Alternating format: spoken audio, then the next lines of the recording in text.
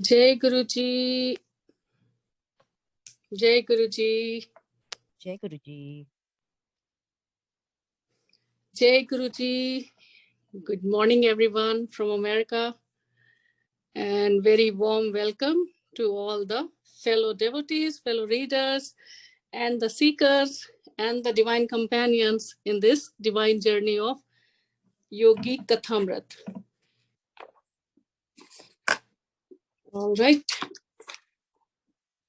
Yogi Kathamrit एक ऐसी book है, no matter how many times you read it, you will find a different perspective, a different meaning, a different insight altogether every time you read it. At least with me, it always happened like that. Every time I pick up this book, there's a huge energy shift. There's a huge, that paradigm shift. And also, I feel like so much more to learn, so much more in every chapter, in every line. No matter how many times you have read that, every time you read it, it gives you a new meaning and new joy, of course. It's such a pleasure and such a joy to read it, and now with you all. So let's start our reading. Guruji ko pranam and the great masters Mahavatar Babaji और परमहंस योगानंद जी को प्रणाम. और आज की हम reading शुरू करेंगे. And before that, as we always do, a quick recap of the chapter read yesterday. कल हमने चैप्टर 13 पढ़ा था, विनिद्र संत, विच इज विनिद्र मतलब जिनको स्लीप की जरूरत नहीं है. ऐसा नहीं कि वो स्लीप डिप्राइव्ड हैं, वो तो आजकल के बहुत सारे लोग होते हैं. That's not the truth. तो वो उनको नींद की जरूरत इसलिए नहीं थी क्योंकि वो समाधि में ही उस आवश्यकता को पूरी कर लेते थे. जो नींद से उनको मिलनी थी, वो सारी जरूरतें उनकी समाधि में पूरी हो जाती थी, रादर बेटर ढंग से, और भी अच्छी तरीके से पूरी होती थी, क्योंकि समाधि का बहुत ज्यादा अच्छा इफेक्ट, प्रोफाउंड, एकदम जो डीप स्लीप होती है.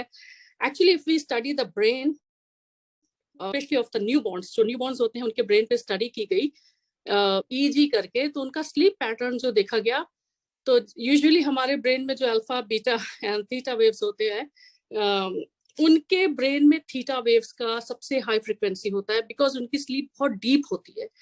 That's why we use the phrase slept like a baby, I slept like a baby, और sleeping like a baby.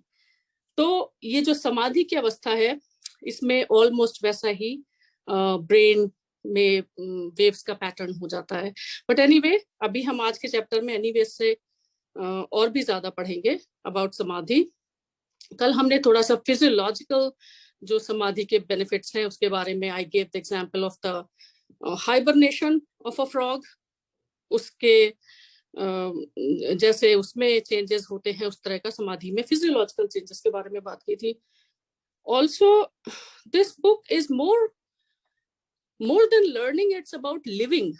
Like, learning is fine, we all are learning. How you practice it in your day-to-day life, it's how you live it, other than only learning. That matters a lot. And again, it's very subjective in the sense that everyone will have a different experience. ऐसा जरूरी नहीं है कि we cannot match apple with an orange.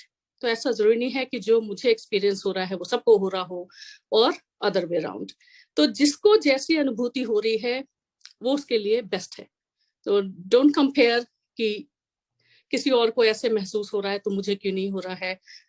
Your journey and everyone else's journey, we all are on the same path. So let's start today's chapter. और कल मैंने एक point two ponder भी दिया था आप लोगों को, और मैंने भी उसके बारे में काफी चिंतन किया बाद में. उसका एक लाइन का सेंटेंस ये था कि क्या तुम नहीं समझ रहे हो वत्स कि ईश्वर स्वयं अनंत काल है. तो ये एक लाइन में कितना कुछ मुझे गुरुजी के यहाँ हमेशा लगता था कि गुरुजी समय की सारी सीमाओं से परे हैं, because the concept of time is made by human, right? ईश्वर ने टाइम का कोई कॉन्सेप्ट नहीं बनाया है, ये हम ह्यूमन है जो टाइम को हम गणना करने के लिए, उसका कैलकुलेशन करने के लिए हमने टाइम बना दिया है। मुझे हमेशा ये लगता था कि गुरुजी कालातीत हैं। कालातीत मतलब beyond the boundaries of time. वो कल भी थे, वो आज भी हैं और वो कल भी रहेंगे। Time is linear for us human. Guruji के लिए टाइम लीनियर बिल्कुल नहीं है। वो किसी भी काल में हो सकते हैं, किसी भी समय हो सकते हैं। सो ये बहुत ही अच्छी लाइन थी और मुझे गुरुजी के सामने हमेशा ये मन में आता था कि गुरुजी सिर्फ इस काल के लिए नहीं है। सो एनीवे, लेट्स स्टार्ट आज का हमारा प्रकरण 14। जय गुरुजी। प्रकरण 14 समाधि लाभ। तो आज ये समाधि के बारे में प्रकरण है, तो थोड़ा ध्यान से पढ़ने वाला है एंड ऑल्सो थोड़ा सा और ज्यादा इसके ऊपर चिंतन मनन भी करना पड़ेगा बाद में, तब थोड़ा और अच्छी तरह से समझ में आएगा।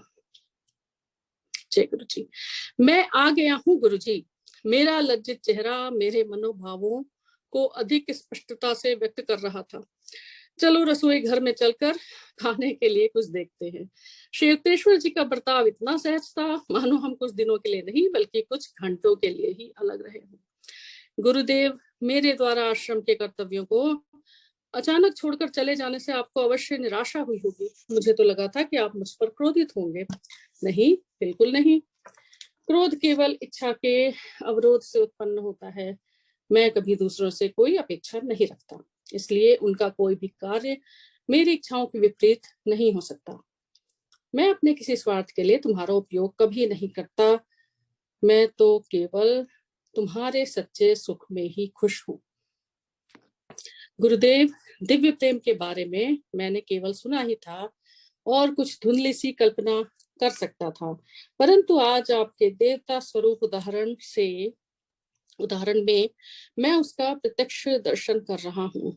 संसार में तो अपना पुत्र भी यदि पिता को पूर्व सूचना दिए बिना उसका काम छोड़कर चला जाता है तो पिता उसे आसानी से क्षमा नहीं करता, परंतु आप में क्रोध तो क्या, जरा सी नाराजगी का भी लवलेश मात्र नहीं है, जबकि मेरे कई काम अधूरे छोड़े जाने से आपको भारी असुविधा हुई होगी।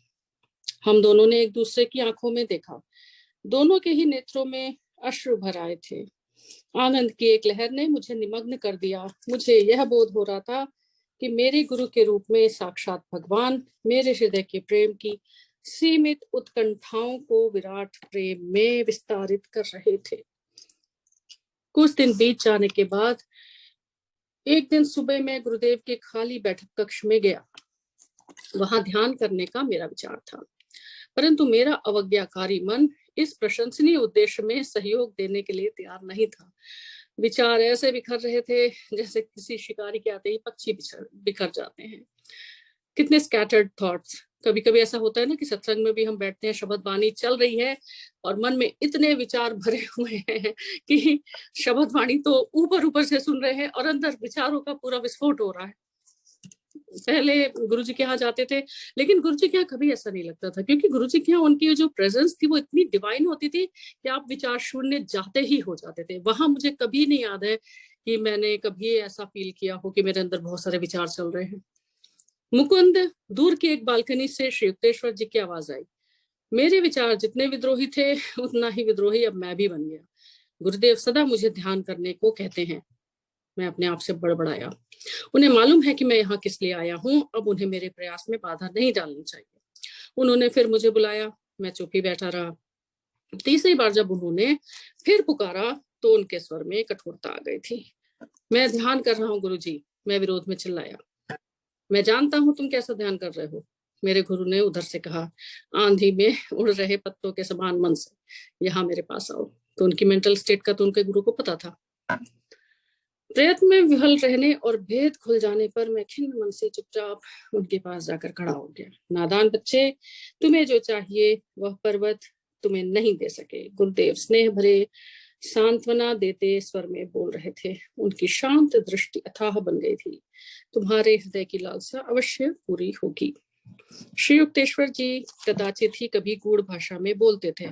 मैं असमंजस में पड़ गया। उन्होंने धीरे से मेरी छाती पर हृदय के ऊपर थपथपाया। मेरा शरीर निश्चल होकर जमीन से चिपक गया। श्वास तेजी से फेफड़ों से बाहर खिंच गया, मानो किसी महाकाय चुंबक ने उसे खींच लिया हो। आत्मा और मन तत्क्षण शरीर के बंधन से मुक्त हो गए और किसी प्रवाहमान तीक्ष्ण तेज के समान मेरे शरीर के रोम रोम से बाहर बहने लगे। पूर्ण शरीर मृतवत हो गया। फिर भी अपने तीव्र बोध में मुझे यह भान हो रहा था कि मैं पहले कभी भी पूर्ण रूप से जीवित नहीं था। अपने अस्तित्व का मेरा बोध अब संकुचित रूप से केवल मेरे शरीर तक ही सीमित नहीं था, बल्कि मेरे चारों ओर व्याप्त अणु परमाणुओं में फैल गया था। दूर सड़कों पर चल रहे लोग मेरी अपनी ही सुदूर स्थित परिधि पर चलते प्रतीत हो रहे थे। भूमि की धुंधली पारदर्शिता में पेड़ पौधों की जड़ें दिखाई दे रही थी।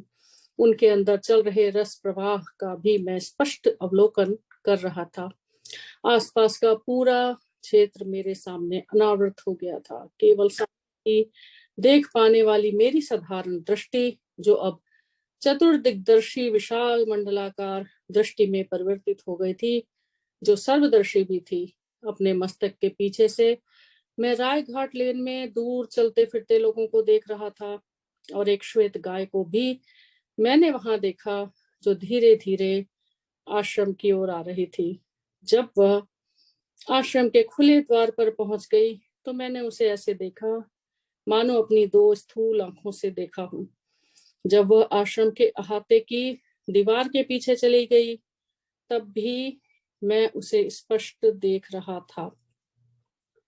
मेरी विशाल दर्शी दृष्टि में दिखने वाली सारी वस्तुएं तेज चलने वाले चलचित्रों की भांति कंपित और स्पंदित थी। मेरा शरीर, गुरुदेव का शरीर, चारों ओर से खंभों से घिरा आश्रम का चौक, फर्नीचर और फर्श, पेड़ पौधे और धूप यदा कदा उग्रता से स्पंदित होते जब तक कि सब कुछ प्रकाश सागर में विलीन नहीं हो गया। ठीक जैसे पानी भरे ग्लास में चीनी डालने के बाद उसे हिलाने से वह पानी में घुल जाती है। सब कुछ अपने में विलीन कर लेने वाला यह प्रकाश बीच बीच में आकार धारण कर लेता था। फिर वह आकार उसी प्रकाश में विलीन हो जाता था। प्रकाश और स्थूल आकार पर्याय क्रम से एक दूसरे में रूपांतरित होकर सृष्टि के कार्य कारण सिद्धांत को स्पष्ट कर रहे थे। मेरी आत्मा के शांत अनंत तट पर सागर के समान आनंद उमड़ पड़ा। मैंने अनुभव किया कि ईश्वर का स्वरूप अक्षय आनंद है। उसका शरीर प्रकाश के असंख्य तंतु हैं। मेरे अंदर उमड़ती दिव्य ज्योति ने विस्तृत होते होते नगरों, महाद्वीपों, पृथ्वी, सूर्यमंडल, तारामंडल, निहारिका पुंज और अंतरिक्ष में प्रवर्तमान ब्रह्मांडों को अपने में समा लिया।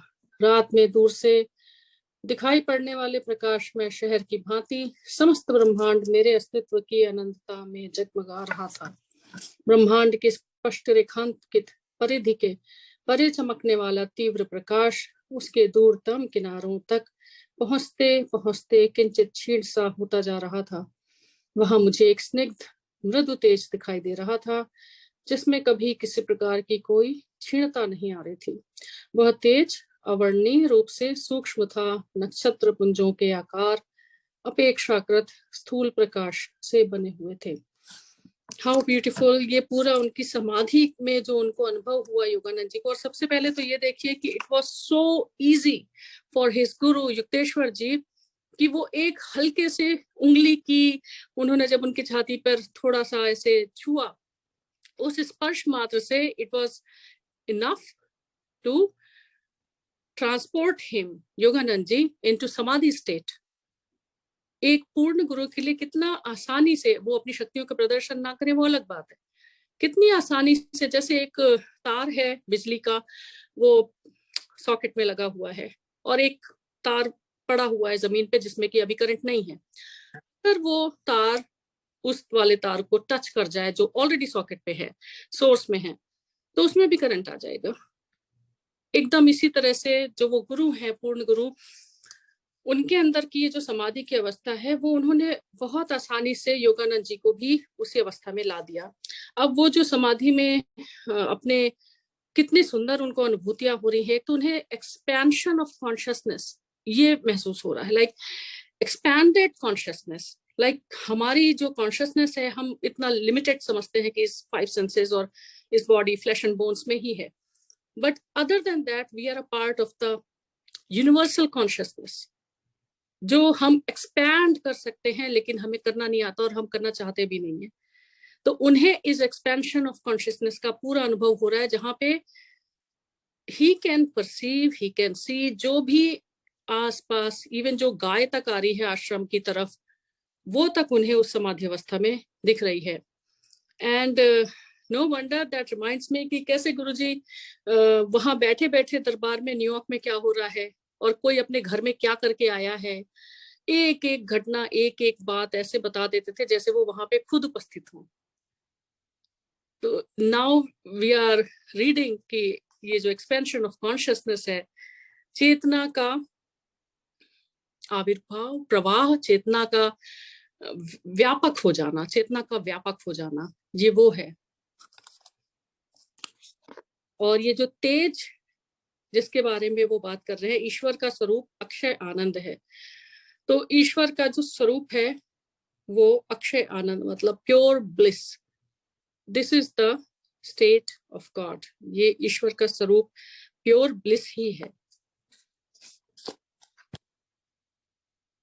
जिस प्रकाश के बारे में वो बात कर रहे हैं, वो प्रकाश, कितनी बार हम लोगों को ऐसा अनुभव होता था कि गुरुजी के चारों तरफ से बहुत प्रकाश निकलता है। जैसे कभी ऑरा के बारे में आपको अगर पता हो तो हर किसी का अपना एक ऑरा होता है, बट गुरुजी का तो ऑरा क्या, वो तो उनके चारों तरफ एकदम प्रकाश निकलता रहता था। और इसीलिए वो सारा जो एनवायरनमेंट उनके आसपास का होता था, physical environment including animate and inanimate objects, human beings and everything else, उससे भी वो रिफ्लेक्ट होने लगता था, उससे भी वो रेडिएट होने लगता था। ये गुरु जी का प्रकाश था, बिकॉज गुरु जी ने तो खुद ही कहा था ना, मैं लाइट विच माया।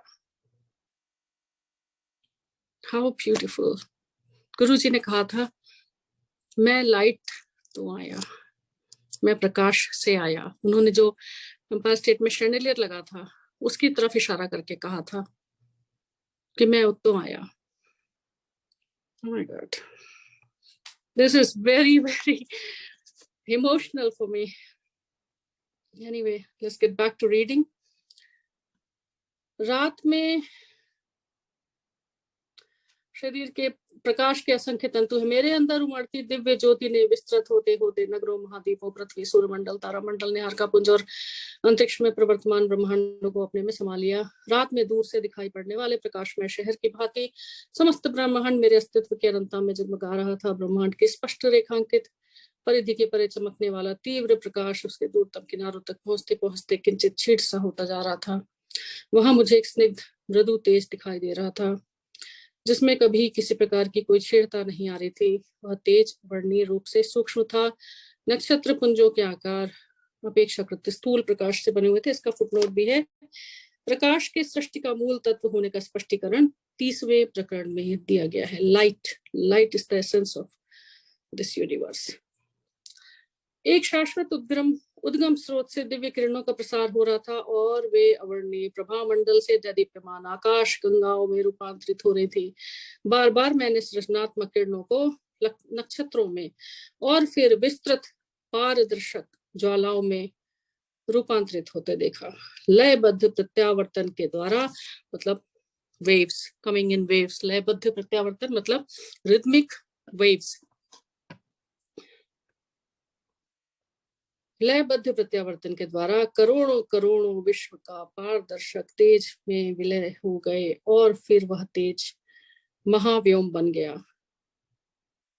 मतलब like waves in the ocean, ये करोड़ों करोड़ों विश्व ऐसे उभरते हैं और ऐसे डिस्ट्रॉय हो जाते हैं उसी एक ओशन में, उस कॉन्शियसनेस में, ईश्वरीय चेतना में।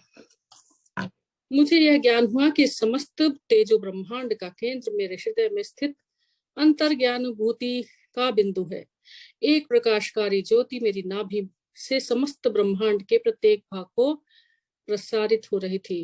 परमानंदमय अमृत मेरे अस्तित्व के कण कण में पारे के प्रवाह की भांति व्याप्त हो रहा था। ईश्वर की सृजनात्मक ध्वनि को, ब्रह्मांड के प्रेरक यंत्र की ध्वनि को मैं ओम की झंकार में प्रतिध्वनित होते सुन रहा था। ओम बहुत ही पवित्र शब्द है, होली है। हमारे स्क्रिप्चर्स में तो बहुत ही ज्यादा इस पे ओम के मंत्र का जाप, और जो इवन नाउ साइंस कहती है, अब someone is writing something, sound is low, really? Let me see. अब तो साइंस भी मानती है कि जो okay my speaker is on full volume, I don't know, कि ओम जो है वो सबसे पहला जो sound, big bang theory, it's Om. सबसे पहले सृष्टि में जो शब्द आया, साउंड आया, जिससे ये पूरी सृष्टि बाद में बनी, द बिग बैंग थ्योरी, वो ओम है। और ओम का जो जाप है वो गुरुजी को जिसने भी थोड़ा भी गुरुजी ने उसको अलाउ किया कि ये एक्सपीरियंस वो ले पाए, उसने देखा कि गुरुजी के शरीर से ओम की ध्वनि निकलती थी। He was Om himself, Om itself. I hope the sound is better now. अचानक श्वास मेरे फेफड़ों में लौट आया। लगभग असह्य निराशा के साथ मैं जान गया कि मेरी विराट असीमता लुप्त हो गई थी। Like he's back to. Ji good, okay, thank you. I don't use the AirPods because I don't feel comfortable. मुझे वो फिर थोड़ा सा अजीब सा लगता है। Anyway. Sound is fine, auntie. Okay, thank you. I think it's very silent here. This is a pin drop silent area. इसलिए कोई और disturbance नहीं होता है. That's how I don't use AirPods. Anyway, अचानक श्वास मेरे फेफड़ों में लौट आया। लगभग असह्य निराशा के साथ मैं जान गया कि मेरी विराट असीमता लुप्त हो गई थी। Back to the body, back to the limited, restricted form, limited consciousness. फिर एक बार मैं अपमानास्पद देह पिंजरे में आबद्ध हो गया था, जिसमें ब्रह्म को आसानी से कोई स्थान नहीं मिल सकता।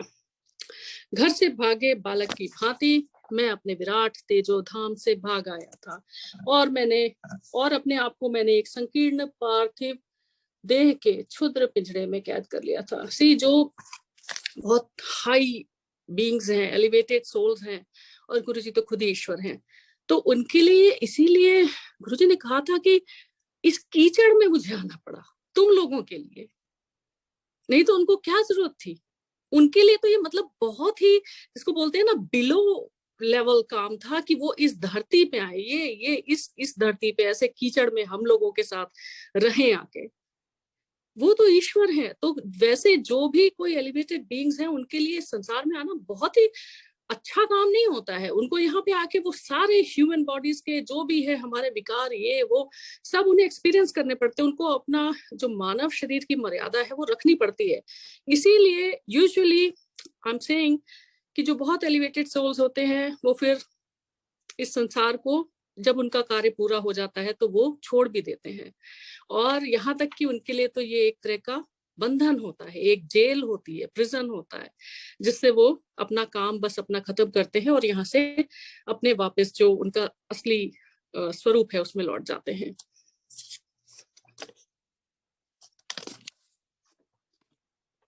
मेरे गुरु मेरे सामने निश्चल खड़े थे। लंबे समय से मुझे जिस ब्रह्म चैतन्य के अनुभव की उत्कट लालसा थी, वह अनुभव उन्होंने मुझे करा दिया था। एक्सपीरियंस वो सबसे बड़ी चीज है। उनके प्रति कृतज्ञता व्यक्त करने के लिए जैसे ही मैं उनके सामने साष्टांग दंडवत करने लगा तो रोककर उन्होंने मुझे सीधा खड़ा कर दिया और शांत भाव से बोले, तुम्हें परमानंद में डूबे नहीं रहना है। तुम्हारे लिए अभी जगत में बहुत सा काम करना बाकी है। आओ बरामदे में पहले झाड़ू लगाते हैं और फिर गंगा के किनारे किनारे घूमने जाएंगे।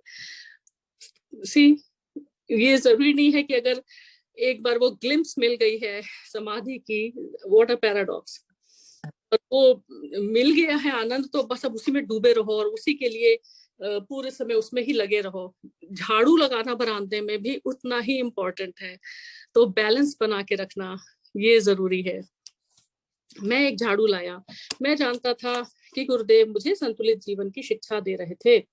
शरीर के अपने दैनिक कर्तव्यों का निर्वाह करते हुए आत्मा को विश्वोत्पत्ति के रहस्यों को अपने में समाते हुए विस्तारित होते रहना चाहिए।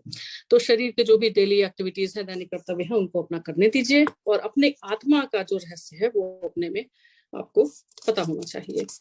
कितनी बार ऐसा लगता था ना कि गुरुजी बस ऐसे ऊपर से हम लोगों से बात कर रहे हैं, देख रहे हैं। जैसे कृष्ण थे, जब वो पांडवों के साथ रहते थे उनके सखा बन के, तो उनको क्या पता था ये ईश्वर हैं। तो उसी तरह गुरुजी ऐसे नॉर्मल बातें करते रहते थे, जब मूवीज के बारे में और कभी किसी के बारे में, तब वो सिर्फ और सिर्फ that was a play, that was his leela, एक फसाद, सबको इल्यूजन में रखने के लिए। बाद में जब श्री युक्तेश्वर जी और मैं घूमने निकले, तब भी मैं अनिवर्चनीय आनंद में विभोर था। मैं दोनों के शरीरों को प्राण शक्ति से बने चित्रों के रूप में देख रहा था, जो प्रकाश से बनी एक नदी के किनारे किनारे प्रकाश के ही बने एक रास्ते पर चल रहे थे। तो सब कुछ अब लाइट में कन्वर्ट हो गया है उनके लिए। Everything is light. वह ईश्वर का चैतन्य ही है जो सृष्टि में विद्यमान प्रत्येक रूप, आकार और प्रत्येक शक्ति का पोषण करता है और उसे आधार देता है। फिर भी वह स्वयं स्पंदनशील प्रतिभासिक सृष्टि से परे परमानंदमय अस्पृष्ट महाशून्य में इन सब से पृथक अलिप्त रहता है। ये एक जो पैराग्राफ है इसका फुटनोट है जो कि बाइबल से है। ईश्वर स्वयं किसी का न्याय नहीं करता, उसने यह कार्य अपने पुत्र को सौंप रखा है। हियर पुत्र मीन्स क्राइस्ट। यूहन्ना 5:22 बाइबल, किसी मानव ने ईश्वर को कभी नहीं देखा है, उसे केवल उसके पुत्र ने ही देखा है जो उसके हृदय में रहता है, और पुत्र ने ही संसार को उसकी जानकारी दी। यूहन्ना 1:18 बाइबल, ईश्वर ने ईसा मसीह के माध्यम से ही सृष्टि की रचना की। इफिसियों 3:9 बाइबल, जो मुझ में विश्वास करेगा वह भी ऐसे सब कार्य करेगा जो मैं करता हूँ, और इससे बड़े कार्य भी करेगा, क्योंकि मैं अपने पिता के पास ही जाता हूँ। यूहन्ना 14:12 बाइबल, सुखदाता जो पवित्र आत्मा है जिसे मेरे पिता मेरे नाम से भेजेंगे, तुम्हें सारी बातें सिखा देगा और मैंने जो कुछ कहा है वो सारी बातें तुम्हें याद दिला देगा। यूहन्ना 14:26 बाइबल, गुरुदेव समझा रहे थे, जो लोग इस भूलोक में आत्म साक्षात्कार प्राप्त कर लेते हैं वे भी इसी प्रकार का द्विविध जीवन जीते हैं। विवेक और निष्ठा के साथ जगत में अपना कार्य करते हुए भी वे अपने आंतरिक परमानंद में निमग्न रहते हैं। द्विविध जीवन मतलब एक तरह का दोहरा जीवन कह सकते हैं, क्योंकि अंदर से तो उन्हें रियलिटी पता है, उनका आत्म साक्षात्कार हो चुका है, लेकिन फिर भी just to obey the laws of this human world, human body, वो ऐसा जीवन इस जगत के लिए जीते हैं। लेकिन उनके अंदर का आनंद जो है वो बराबर बरकरार रहता है और उसी में निमग्न रहते हैं। ईश्वर ने अपने अस्तित्व के असीम आनंद से ही सब मनुष्यों की सृष्टि की है। यद्यपि वे शरीर में कष्टप्रद रूप से आबद्ध है, फिर भी ईश्वर यह अपेक्षा करता है कि उसकी प्रतिमूर्ति स्वरूप बने मानव इंद्रिय बोध से उत्पन्न सीमित व्यक्तित्व से ऊपर उठकर उसके साथ पुनः एकात्म स्थापित कर ले। तो शरीर में होने के बावजूद ये हमसे एक्सपेक्टेड है कि हम फिर से हमारा जो रियल स्वरूप है, उन्हीं का प्रतिमूर्ति है, हम उनके साथ वापस रीयूनाइट हो जाएं। इस विश्व रूप दर्शन से मुझे कई स्थायी शिक्षाएं मिली। प्रतिदिन अपनी चित्तवृत्तियों का निरोध कर मैं इस ब्रह्मात्मक धारणा से मुक्त हो सकता था कि मेरा शरीर स्थूल भूमि पर चलने फिरने वाला एक हार्ड मास का पिंड मात्र है। मैंने देखा कि श्वास और चंचल मन ऐसे तूफानों के समान हैं जो प्रकाश सागर को आलोड़ित कर उसमें पृथ्वी, आकाश, मानव, प्राणी, पक्षी, वृक्ष आदि भौतिक आकारों की लहरें उत्पन्न करते हैं। इन तूफानों को शांत किए बिना उस अनंत परम तत्व की एकमात्र अखंड प्रकाश के रूप में अनुभूति नहीं की जा सकती। बोलते हैं ना, टर्बुलेंट वाटर्स, अगर बहुत ज्यादा किसी झील का, लेक का पानी बहुत टर्बुलेंट है, बहुत उसमें बहुत हलचल है, तो आसमान में जो मून है उसका उसमें रिफ्लेक्शन बिल्कुल दिखाई नहीं पड़ेगा, बहुत डिस्टर्ब रहेगा। अगर वो शांत जल है तो उसमें जो वो ऊपर चंद्रमा है उसका पूरा रिफ्लेक्शन एकदम साफ दिखाई पड़ेगा। तो उसी तरह हमारा मन है, अगर बहुत टर्बुलेंट है हर समय विचारों की वजह से, तो उसमें ईश्वर साक्षात्कार इतना आसानी से फिर नहीं होगा। इसीलिए ध्यान के द्वारा इसको शांत किया जाता है। जब जब मैंने इन 2 प्राकृतिक तूफानों को शांत किया, मतलब 2 तूफान कौन से, श्वास और चंचल मन। एक तो control of the breath, breathing, जो कि प्राणायाम और इन सब से होती है, क्रिया योग इज ऑल अबाउट दैट। और दूसरा मन, जो कि ध्यान से शांत होता है। जब जब मैंने उन 2 प्राकृतिक तूफानों को शांत किया, तब तब मैंने सृष्टि के असंख्य उत्ताल तरंगों को उस प्रकाश सागर में ठीक उसी प्रकार विलीन होते देखा, जिस प्रकार समुद्र की लहरें तूफान के थम जाने के बाद शांत होकर विलीन हो जाती हैं। How beautiful. गुरु तभी विश्व चैतन्य का यह अनुभव अपने शिष्य को प्रदान करता है जब उसने ध्यान धारणा द्वारा इतना सुदृढ़ बना लिया हो कि वह इन विराट दृश्यों को देखकर घबरा ना जाए।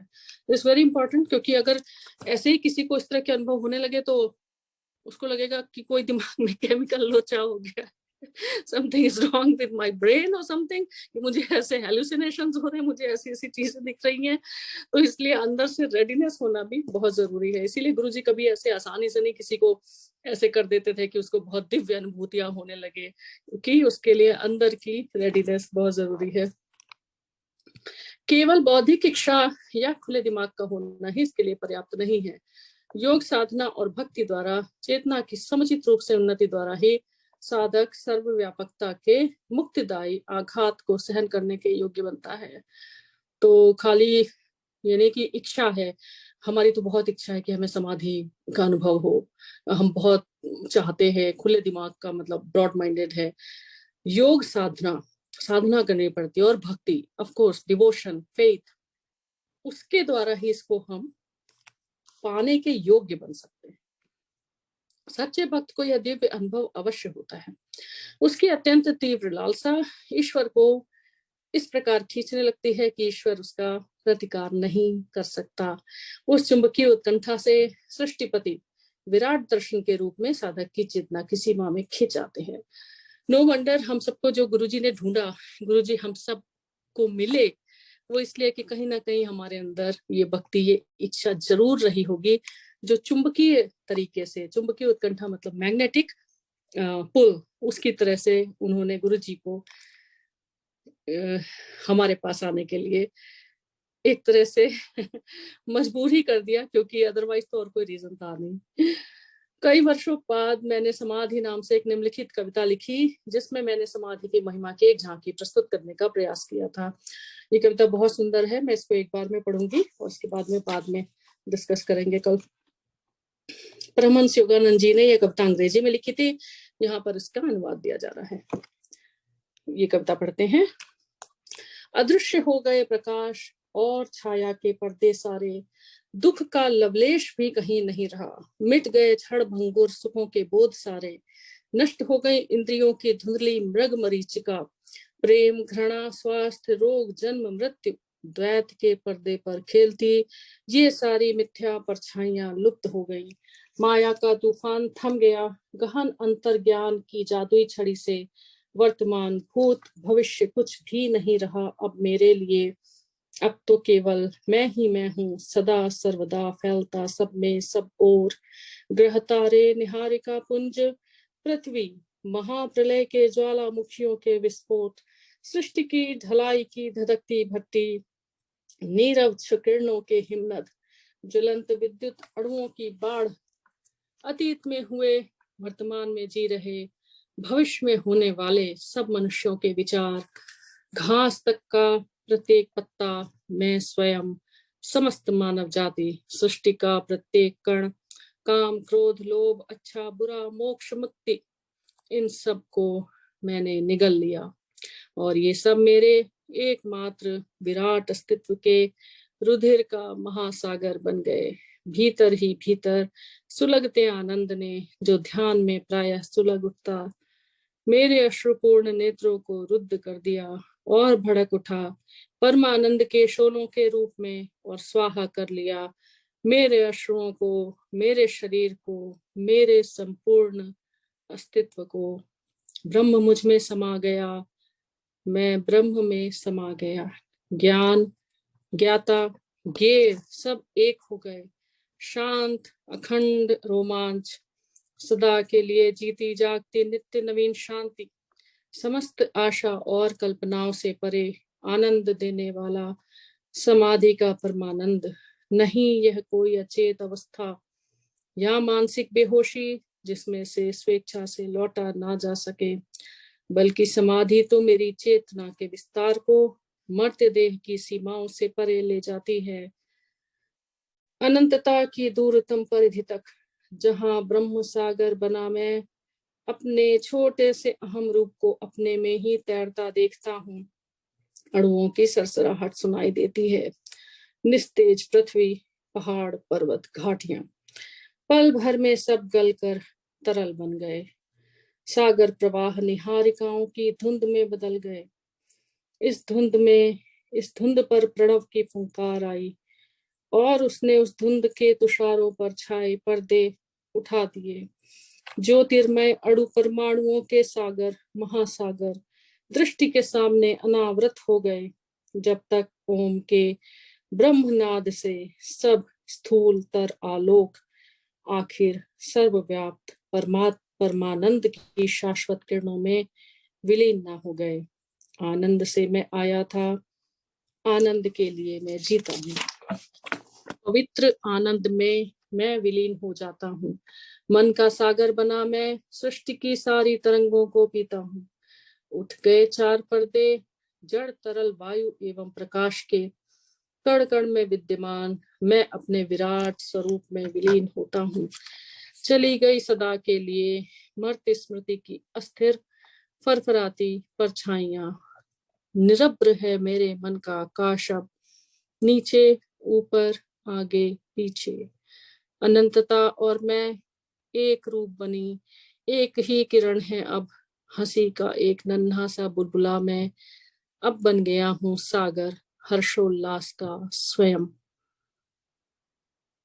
ये इतनी सुंदर कविता में उन्होंने अपने जो समाज की अवस्था और उसके बाद भी जो उनकी इस समय अवस्था है उस दिव्य आनंद को प्राप्त करके उसके बारे में लिखा है। जैसे इन्होंने लास्ट में लिखा योगानंद जी ने कि हंसी का एक नन्हा सा बुलबुला अब बन गया हूँ सागर हर्षोल्लास का स्वयं। So we all are oceans, the drops in the ocean.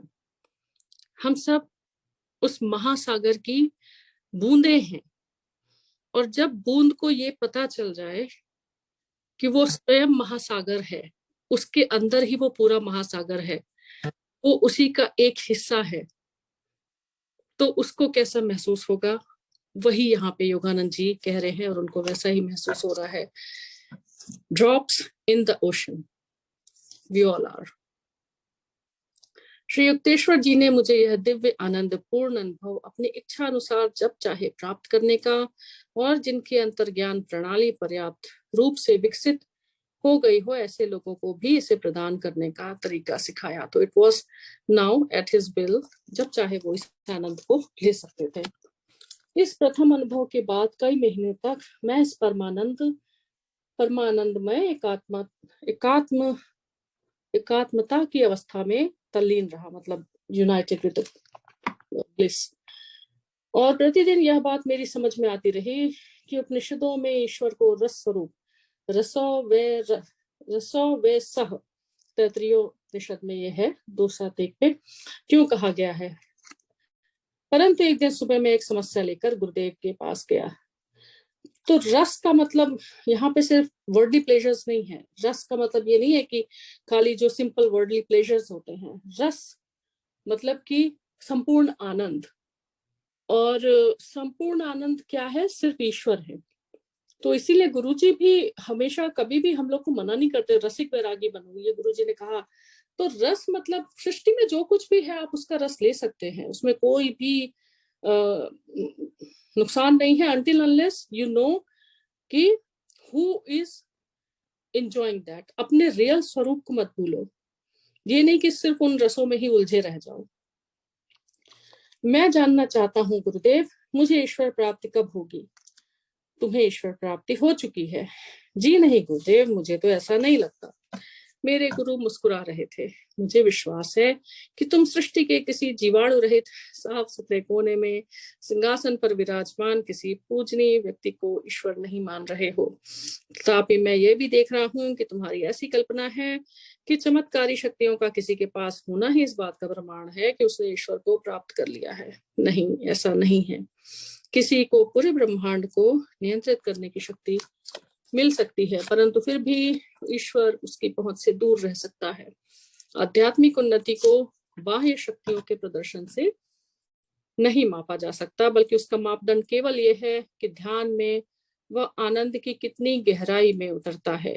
तो हमने पहले के चैप्टर्स में भी पढ़ा है, एज वी डिस्कस्ड अर्लियर, कि बहुत ज्यादा शक्तियों का प्रदर्शन कोई बहुत आध्यात्मिक रूप से उन्नत होने का कोई प्रमाण नहीं होता है। नित्य नवीन आनंद ही ईश्वर है, वह अक्षय है। वर्षों पर वर्ष जैसे जैसे तुम ध्यान करते जाओगे, वैसे वैसे वह अनंत युक्तियों से तुम्हें मोहित करता ही रहेगा।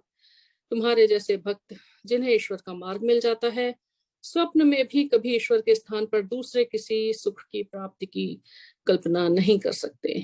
ईश्वर तुलना या प्रतिस्पर्धा से भी परे बेजोड़ विमोहक है। तो जिसको एक बार ये रस, इसका स्वाद लग गया, वो किसी दूसरे रस में उसको आनंद नहीं आएगा। इसको फिनिश कर देते हैं आज चैप्टर को। इस लौकिक सुखों से हम कितनी जल्दी उब जाते हैं। भौतिक सुखों की कामनाओं का अंत नहीं है। मनुष्य कभी पूर्ण तृप्त नहीं होता और एक के बाद दूसरे लक्ष्य के पीछे दौड़ता ही रहता है। सुख के लिए वह जिस कुछ और समथिंग एल्स, दिल मांगे मोर, की खोज करता रहता है, वह कुछ और ईश्वर ही है, और केवल वही शाश्वत आनंद प्रदान कर सकता है।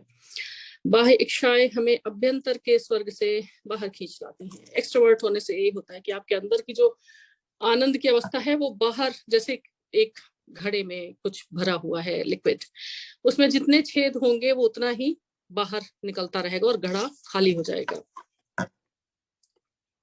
बाह्य इच्छाएं हमें अभ्यंतर के स्वर्ग से बाहर खींच लाती हैं। वे मिथ्या आनंद देती हैं जो आत्मिक आनंद का छद्म आभास मात्र है। खोया हुआ आंतरिक स्वर्ग दिव्य ध्यान के द्वारा शीघ्र ही पुनः प्राप्त किया जा सकता है। ईश्वर अकल्पित नित्य नूतनता है, अतः हम कभी उससे ऊब नहीं सकते। और जितने भी वर्ल्डली प्लेजर्स हैं, आप यू गेट ओवर इट। आप एक चीज के लिए कुछ डिजायर करते हैं, गुरु जी के पास भी लोग जाते थे, ये चाहिए, वो मिल गया तो उसके बाद अब ये चाहिए, तो वो आपकी एक लिमिटेशन हो जाती है कि अब इसके बाद ये, इसके बाद ये, ऐसे वो कभी भी पूरी नहीं हो सकती। लेकिन जो ईश्वर का आनंद है वो हमेशा के लिए होता है, उससे कभी आप बोर नहीं हो सकते। जैसे गुरु जी के यहाँ भी ना, मुझे लगता था गुरु जी के यहाँ पे we never have any moment of boredom, मतलब ऑलवेज कुछ ना कुछ ऐसे करके, और गुरु जी के यहाँ हमेशा वो आनंद बना रहता था।